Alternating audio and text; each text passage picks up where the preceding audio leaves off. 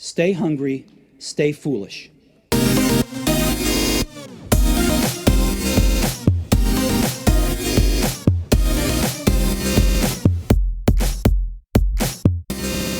Before I start today's show, I just want to announce a new sponsor for the show. Now, before you tune out, I want to say that I have resisted getting a sponsor for such a long time.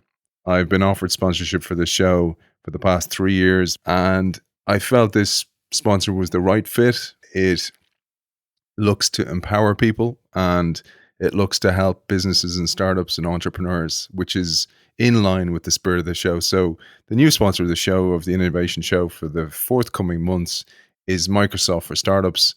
And Microsoft's tagline, which I love, is empowering every person and company on the planet to achieve more. So just going to say that I'm not going to bug you as a listener. I'm not going to interrupt the flow of the show with messages the whole time, but I am going to mention the sponsor because the sponsor is enabling me to invest in the show, grow the show, got a new website, for example, on the innovationshow.io, and it's a great pleasure to have them on board. So with that, let's move on to today's show. In his 14 plus years as a strategic communications trainer, the biggest obstacle our guest comes across, one that connects directly to nervousness, stammering, rambling, and epic fail, is that most speakers and writers don't have a point. They typically have just a title, a theme, a topic, an idea, an assertion, a catchphrase, or even something much less. A point is something more. It's a contention you can propose, argue, defend, illustrate, and prove. When we have a point, our influence snaps into place. We communicate belief, conviction, and urgency. Our guest shows us how to identify a point, leverage it, stick to it, and how to train others to identify and successfully make their own points.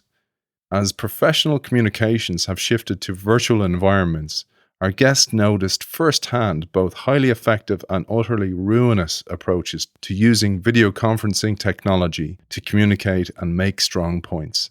We welcome author of Get to the Point, Sharpen Your Message and Make Your Words Matter, Joel Schwartzberg, friend of the Innovation Show. Welcome back. Thank you so much, Aidan. It's a pleasure to be here live from my house. It's great to have you back. I was prompted to reach out to you, Joel, in this new COVID world that has been thrust upon us.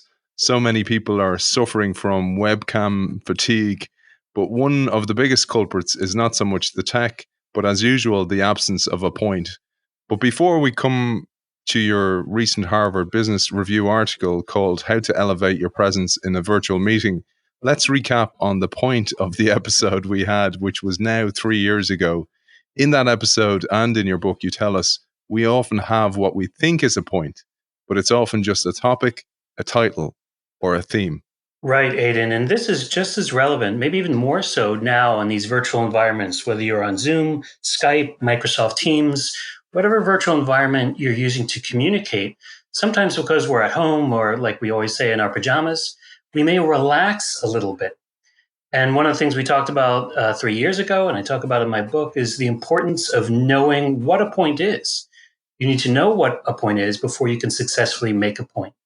And one of the key exercises I use, and I recommend to know what your point is this thing called the I believe that test.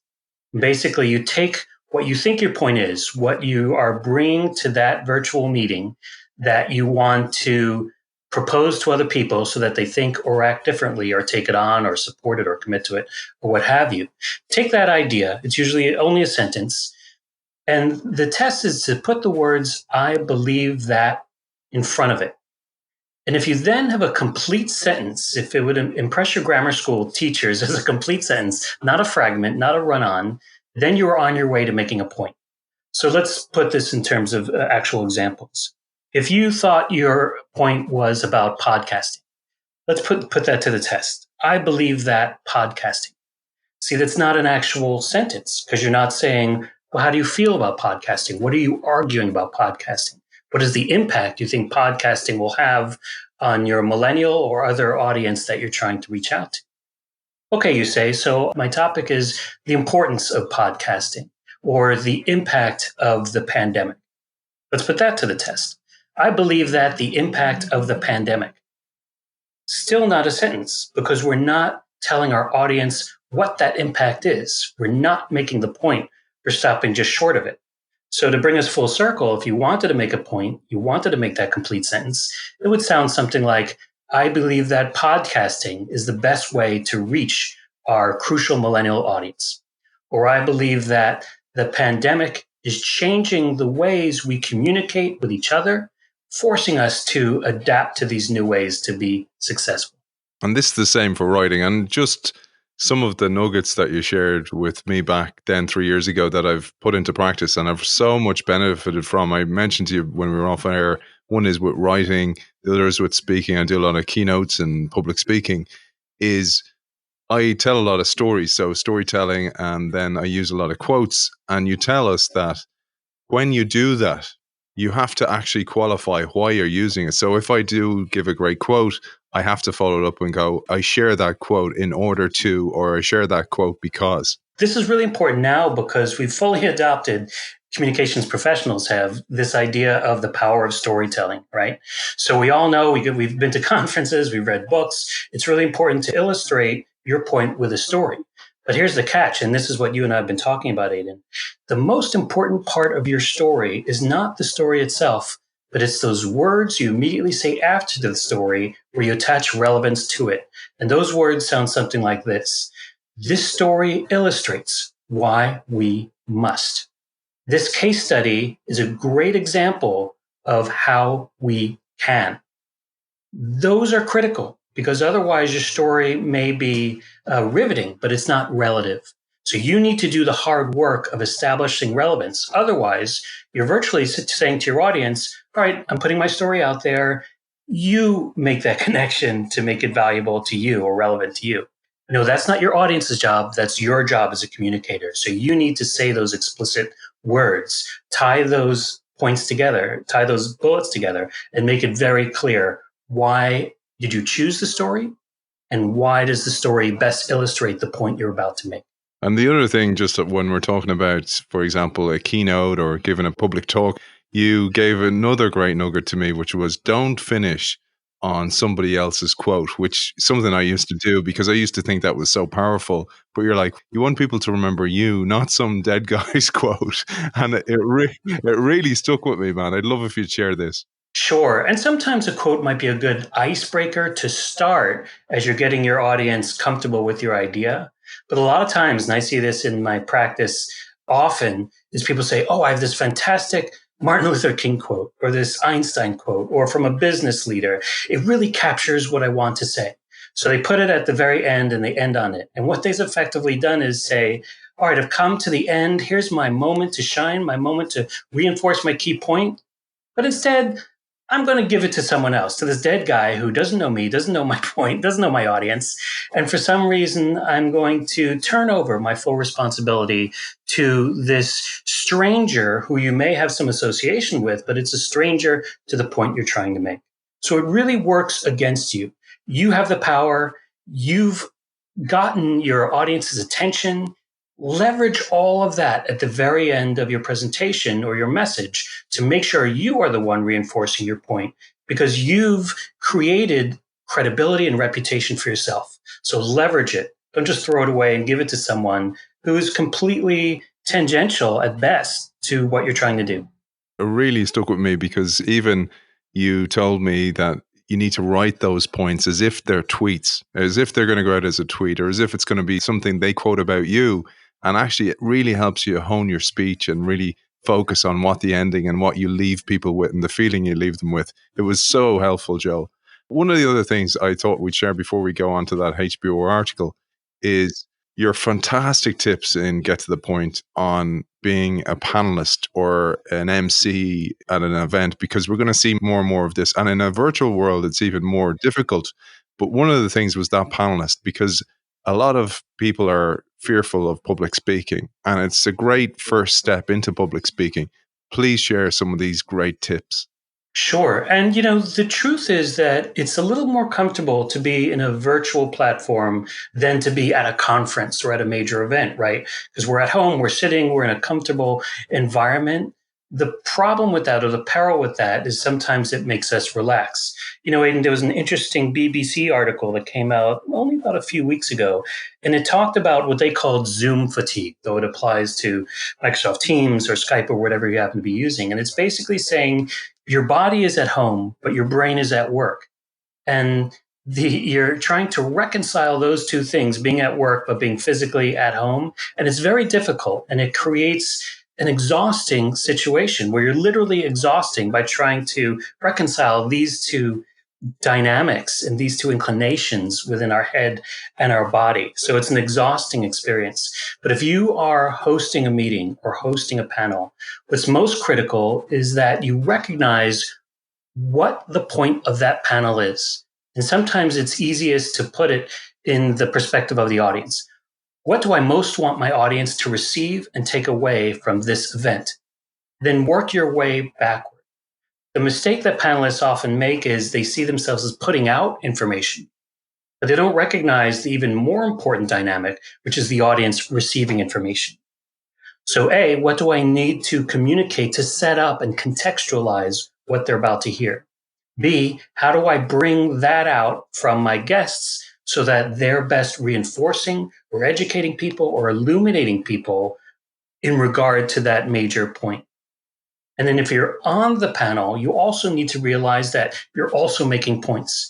When you're on the panel, there's a peril that people often have when they're being interviewed by the media, which is they think, oh, I'm here to answer questions.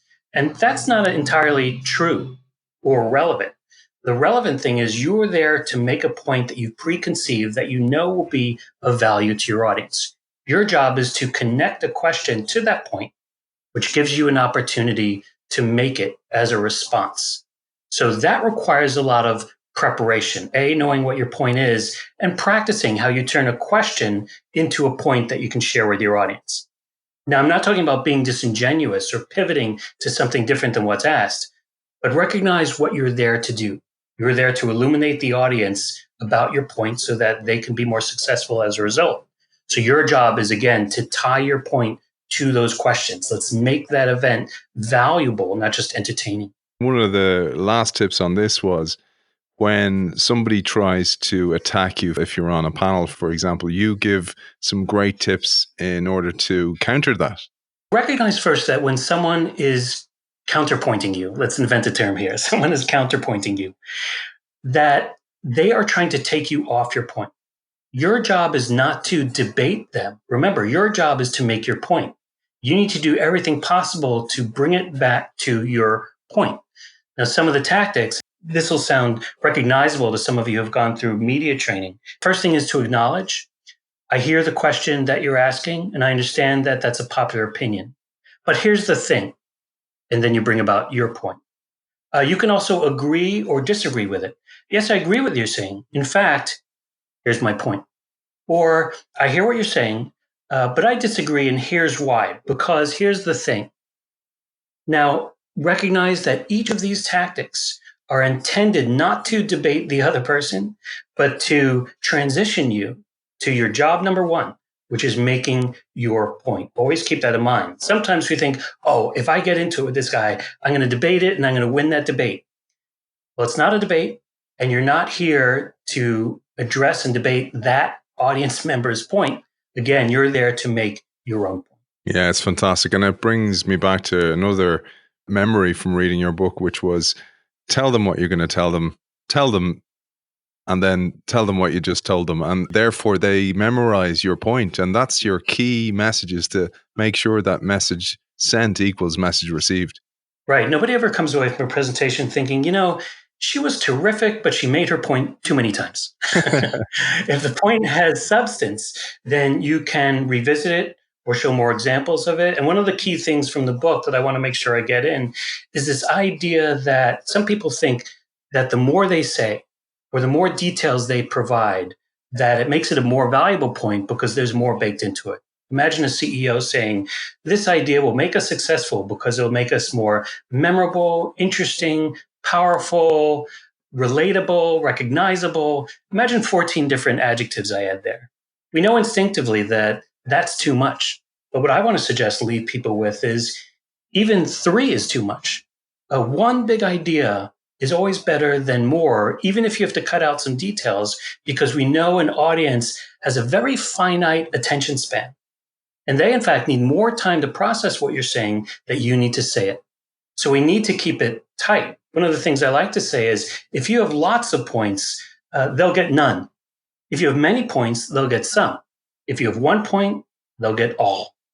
So you want to keep that in mind as you present to an audience with, like I said, a limited attention span and an ability to only process so many points. I remember when I was reading your book, I thought back to when I was in school, in college, and writing school essays. I must have tortured the poor college professors because I used to put in every detail just to show I knew it. And that's not what the professor's looking for. They're looking for you to answer the question. And it just absolutely stayed with me and also made me think that this is something we should teach children. We should teach children at a young age not only how to communicate, but how to write and how to make their points. These are the human skills that are so necessary for the new world that we're going into. With honor to Simon Sinek, we like to talk about the what, we like to talk about the how, but it is the why that is most inspiring. Now, my work is about taking that why, understanding its power, and then understanding how to express the why. But yeah, it'd be great if we could teach kids. My wife is actually an elementary school teacher, and she calls it the so what sometimes. So some student will write a book report explaining or giving like a table of contents. What is this? How many is it? How many times has this happened? How many people are involved? But they don't explain why is this important? So what? Because kids understand that. If a kid said to you, I like this TV show better than that TV show, and you say, why? They can answer that question. So they understand the concept of why. It'd be great if we could start training children early on that concept. One last thing, because this would be really helpful. I was telling you off air that I had some great news, which is we have a new sponsor for the show, which is Microsoft for Startups. And in Get to the Point, you talk about how NPR passed the pledge test. And this would be really helpful for us, even me and our new partners, Microsoft, in formulating that message. One of the examples, and let me start by saying I'm an NPR fan. I listen to NPR. But one of the messages we hear during their fund drives here, or any nonprofit really, is send us money or support us financially. And if we think about it and we apply the I believe that test, yes, it passes the test. I believe that you should send us money. But why should we send them money? What impact will it have? How will it elevate society or change people or change the world? So we go a little bit further and we say, you should donate to NPR because it's important. But then we have what I call a badjective. Important, very good, awesome, great, even interesting. These are words that are so broad that they have virtually no meaning anymore because what's important to me may not be important to you. And what am I really saying when something is very good? Am I saying anything at all? So, all right, so let's replace that badjective important with something meaningful. Like donating to NPR will create important or relevant programming or will create quality programming. And this is what we often hear. Donating to this nonprofit will create these great programs or services. And the only thing I would say to that is a point is more valuable when it ends with an impact to people or society versus things or structures, basically something organic. So we can improve that point even further by saying donating to public radio or this nonprofit will create a better informed society, or will save more lives, or will save the earth. Notice these are things that are affecting what's important to us as human beings, people, earth, society, versus this idea will increase our web traffic. This idea will increase our membership rolls. See how those things are sort of limited because you're talking about a thing versus changing the world, changing people, changing society. I love that. That's so helpful because I was even talking to the team, the Microsoft team this morning, and the Microsoft kind of mantra is empowering every person and company on the planet to achieve more. And he was telling me actually that he was so happy that that became the kind of tagline for Microsoft.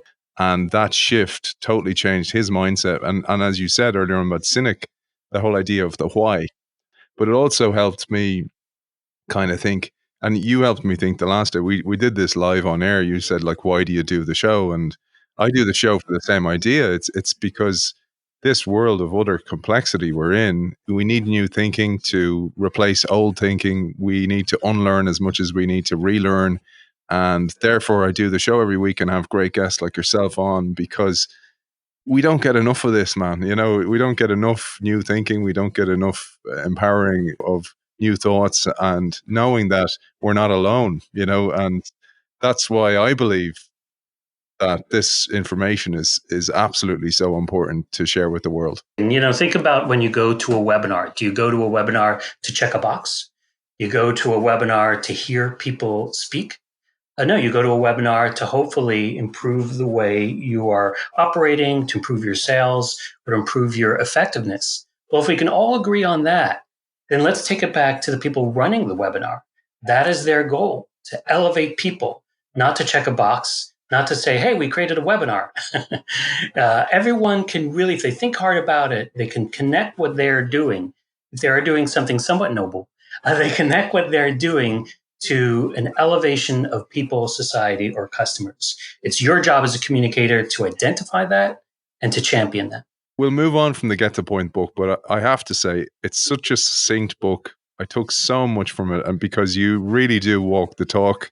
But one of the reasons I reached out was that HBR article, which was called How to Elevate Your Presence in a Virtual Meeting. And I was thinking about it today and how perhaps my kids will never know what a commute is, just as they don't know what a VHS, although I have one in the attic. They don't know what a phone booth is unless they see one. Sometimes we have them here on country roads in Ireland, but they may not know what the idea of the commute that you and I know, or that many people know, because only in recent days, Facebook, Spotify, Shopify, and Twitter have all made we're going flexible with our workforce statements. And Spotify's global workforce can work from home until next year. The Shopify employees can do so as long as they please. And for anyone on Twitter, it's forever. And meanwhile, Mark Zuckerberg wants Facebook to be the exemplars of remote working. So that's the state of the nation from remote working. And, I know a lot of people will go back to work, but we need to get used to this new virtual world. And new work practices means a lot of businesses and a lot of us as employees have been caught unawares. And as Warren Buffett said, only when the tide goes out do you discover who's swimming naked. And many of us are naked. Many of us are naked, Joe. And I don't mean, having the webcam just on your upper torso. Right. You don't mean that literally. No. But you say communication tactics that work well among colleagues in a conference room may not translate seamlessly to the Brady Bunch style quadrants on a computer screen. Organizational behavior professor Andy Malinsky recommends seeing virtual meetings as an entirely different context, not simply an in-person meeting or a class on a screen. Mm-hmm. And Aidan, you mentioned that in the future there may be no commutes. I think for our children's children, they may not even know what a classroom is. So it's really important that we graduate to the idea that not only are we moving our live meetings to virtual meetings, but we need to accept the changes and the opportunities that happens as we move it to a virtual meeting.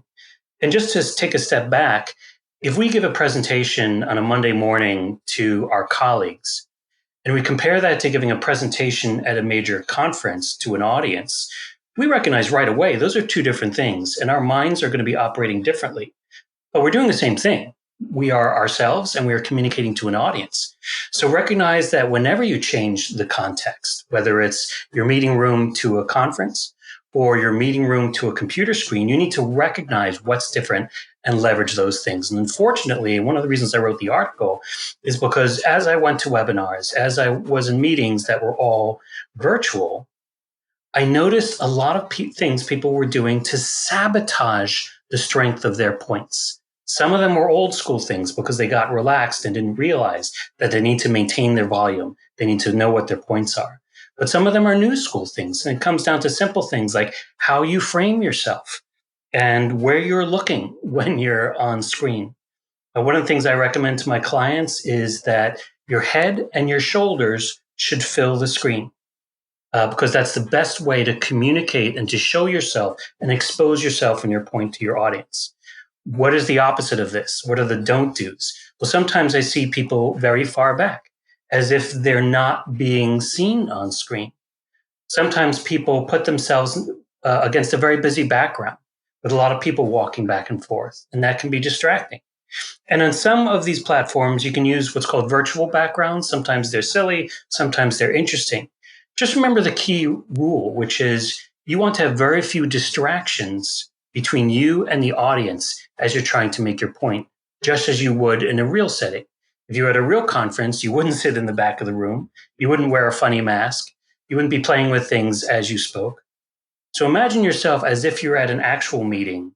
And by that, I mean you're there the full time, not just when you're speaking. So put yourself in full frame and make sure there are few distractions between you and your audience. Now, I'll tell you one funny thing, Aiden. In the original version of the Harvard Business Review article, I put in a note about try to keep your children and your pets in another room. And the editors pushed back. And they said two things. One, A, this is impossible for many people, which is true. And B, it's sometimes kind of fun to get the kid in there or the cat in there. And it creates a sort of lively presence and people enjoy themselves. So what I did was I basically came to a compromise, which was this. If you are just in the meeting and you are paying attention and occasionally spontaneously contributing, it is fine to have these things come and go so long it doesn't get in your way and it doesn't get in your audience's way because you are a passive participant. However, if you are tasked to give a major presentation, which means you probably had a week's worth of notice, it is incumbent on you to remove those distractions. And sometimes they're just audio distractions. We can hear children in another room. Try to find a way to put those children, to put those pets, not to be focused on too many species, in another room so they're not distracting. Because the truth is, Aiden, you cannot parent and present simultaneously. It is impossible. So for that moment where it's so important that you make your points, you are tasked or assigned to do this ahead of time, you're giving out critical information, do all you can. Don't throw your hands up and don't assume that those factors won't be distracting because they will, not only to your audience, but to you. One of the things that you said in the article as well, which is something that we often overlook, and again, it's that kind of whiplash effect between your mind is in work, but your body's at home. And you're probably kind of have this psychological effect of kind of not knowing where you quite are. But one of the things is you may be relaxed at home. My wife says this to me all the time, that she often has to ask me to repeat myself. And she goes, you speak for a living. Why do I have to ask you to repeat yourself because I can't hear you? I actually realized it's because I tend to mumble because I'm relaxed and I'm chilled out. But you say when we do this with virtual meetings, we have to project our voice in order to make our point. Right. Volume is key. And it's one of the big parts of my book and one of the big parts of my workshop. And it's even more important on these virtual platforms because, like you say, Aiden, we think, oh, there's a microphone, or maybe there's a microphone even on my mouth. So I can relax and I can talk in a conversational tone like this because we're all friends here and we're just chit-chatting, really. But one of the things I always say is when you increase your volume, like I'm doing now, I'm speaking at a louder volume than I would traditionally speak. So many things happen besides just being audible.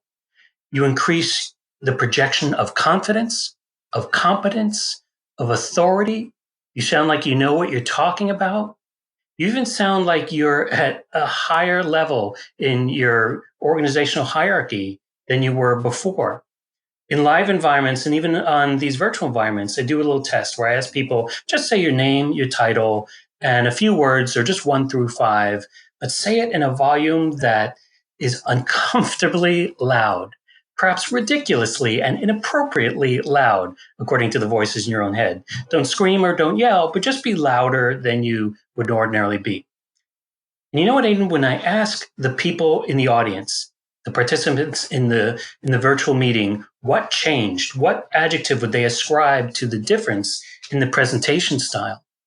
They say that the speaker sounded more assertive, knowledgeable, even confident. But if I asked a client to sound more confident, they wouldn't know what to do. Well, how do I sound more like a leader? How do I sound more confident?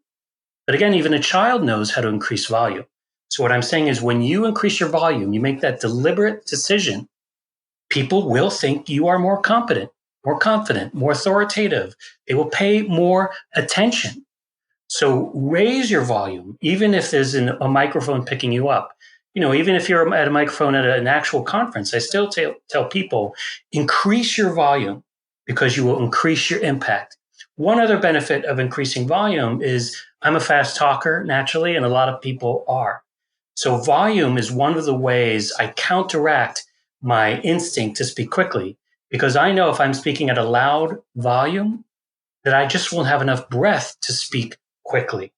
So it slows me down, which is key, because when I slow down my communication, when I embrace pauses, I'm able to put my mind in front of my mouth, and I'm actually able to create and conceive what I want to say before I even physically say it, which is a great benefit, a jewel for communicators to be able to think before they speak. We have an upcoming show with Howard Ross, who's a diversity and bias and inclusion expert.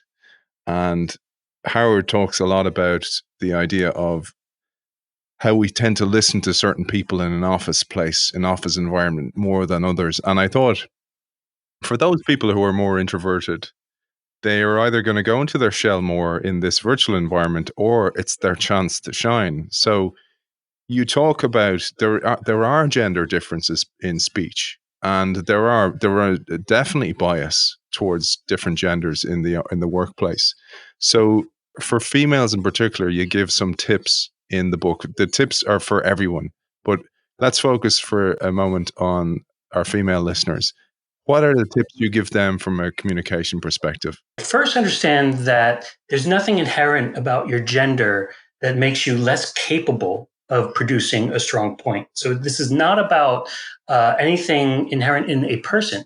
It is about biases that your audience bring to you. And one of the ways this has an impact in the context of gender is that some female speakers in particular are concerned that if they raise their volume, which is what I'm saying and suggesting across the board, that if they raise their volume, they will be perceived as aggressive or perhaps sometimes shrill, or that people will attach a negative quality to it. But here's what I always say in response to that, and it's very simple. You always need to speak up, even when your audience needs to grow up. And by that, I mean you will always benefit from a stronger voice, as long as you're not shouting or screaming, because it will have impact. When I did this volume test in my live workshops, and the speaker, she was fearful that she might come across as aggressive. I say, all right, let's put this to the test. So she increased her volume, and then I polled the people in the room, and I've done this hundreds of times over the years. And the response I get, never does the word aggressive come up. Now, maybe they're just trying to please me, or they don't want to embarrass themselves in class. But by and large, I think they're being honest. The word they use instead is assertive. You come across more assertive. So the message I want to get to people who think they might come across as aggressive because of volume, regardless of your gender, is it is a fiction. Now, some people bring fictions, as we know, to their discourse and to their understanding. That is their problem. They need to work that out. That is not your problem. I tell my speakers, do not over customize yourself to every little picadillo or bias or prejudice in your audience. You will end up completely sabotaging your presentation. Instead, know the key things that should apply to most of your audience, which is use volume, make points, and champion your ideas. Just building on that point, Joel, one of the things that I've noticed, and maybe it's just that my kids are growing up a little bit more, but it's particularly, I think, influenced by a lot of American TV, which is now widespread because of the prevalence of Netflix and Disney Plus, etc., is uptalking. Because maybe I'm more aware of it, maybe I'm just tuned into it, but it's definitely there and hopefully not on the rise. Uptalk sounds like this, where you're virtually ending all your sentences with question marks, because this is the way we should go. Our traffic is going up. Our customers believe this, and so we're going to try this new activity, to connect to them because we think it's a good idea. I think because I'm asking a question, maybe I don't know. I need your help. That's why I'm asking you. So you see the question mark makes it sound like you're asking a question. That's what uptalk is when you end with the sound of a question mark. Now there may be gender, geographical, contextual, community-based reasons people end with uptalk. Maybe it's based on what part of the country they're from. But we just need to recognize that the simple truth, when you sound like you're asking a question, you are basically communicating to your audience, I need you to affirm what I just said, even if it's not a question, if it merely sounds like a question. But if you end with a period, you're saying, this I believe. And there's a test in my workshop, I believe it's in my book also, I do, where I ask people not to use words, but to use numbers and say these two numbers, 1, 2, 3, 4, 5, and these numbers, 1, 2, 3, 4, 5. I ask them which range projects more confidence, competence, authority, and strength. And universally, they pick the ones ending with period. And what it proves is that when you end a sentence with a period, no matter what that sentence is, it will convey all of those positive qualities, strength, authority, confidence. If you end with a question mark, you are sabotaging or limiting your ability to make that point with strength. Now, it's very difficult. Sometimes I have people straight out of college who are shy wallflowers who can naturally end their sentences in periods. And I have CEOs who always end their sentences in question marks. So it is not a function on your experience or even your training. But the first way to overcome it is to recognize and train your ear for it. So I'm thankful that, Aiden, you recognized it. And you should look for that when you see speeches, when you watch media, look for them ending in question marks. If you can train your ear for them, that is the first step toward recognizing it. And ultimately, if you slow down, if you embrace pauses, then someday you will see that ahead of time, that question mark coming, and you will say to yourself deliberately, especially when you're making your point, I am going to end this with a period. It doesn't mean every sentence needs to end with a period. There's benefits to vocal variety, but when you're making your point, that is where you want to say, this I believe.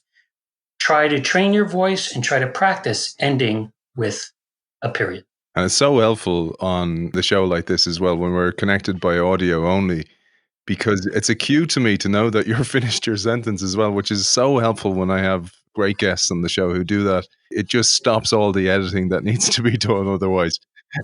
But last thing then, I was thinking a nice way to finish up today would be, you've given a kind of succinct overview of the Get to the Point book. We've discussed that, but you give 6 points really in that HBO article that people can take away. And I'll link to that article as well in the show notes. But perhaps we'll finish on that, and that'll be a great way to finish today's show. Sure. And I'll pluck out the most important ones so you can link to the article. But the ones that really resonated to me and inspired me to write the article was, first, know your point ahead of time. Make sure you're looking into the camera. This is one that people don't get. And it's natural to look at other people on what I call that Brady Bunch grid, because we're human beings. We want to look at other faces. But we also know eye contact is very important. And unfortunately, in this new virtual world, eye contact means looking at that small, cold, little black dot at the top of your screen, or maybe you have a camera attached to the top of the screen. It is not a person. It is a thing. And so it's difficult and uncomfortable to look at that dot, but recognize that when you're looking into that dot, that is when you're making eye contact. So if you're coming to a point, if there's one big cell line that you're about to get to, take that moment to look into the camera, not at the other people. Other basic things are to make sure to stay muted. Some people, you don't want to be the person to say, hey, Joel, unmute yourself. So stay unmuted ahead of time, because you never know what kind of distractions may come up. And the final thing is really about framing yourself. Make sure that you realize you're always on camera. Even if you're not speaking, people will be looking at you. So act that way. And if you can dress for the event, I recommend that you do that as well. Whatever you would wear normally to a meeting, you only help yourself make that same impression if you dress the same way. We may feel like we're at home and there's that imbalance, but overcome that by imagining yourself in a real meeting. What would you wear? How would you comport yourself? Where would you be looking? Would you be checking your email, or would you be present? Use that guide to make the strongest decisions so that you can champion your points most effectively. Once again, my thanks to Microsoft for Startups, where B2B startups scale. Joel, where can people find out more about you, your workshops, your book, etc.? Thanks, Aidan. I love to share these ideas, and many of the ideas I share for free. So you can find out more about my services, more about the book at www.joelschwartzberg.net. That's JoelSchwartzberg.net. Or you can follow me at Twitter at the Joel Truth, where I share a lot of these ideas all the time. In fact, it's most of what I do because I really want to get this out there. Author of Get to the Point, Sharpen Your Message, and Make Your Words Matter, and friend of the Innovation Show, Joel Schwartzberg, thank you for joining us. Thank you so much, Aidan. It's been a pleasure.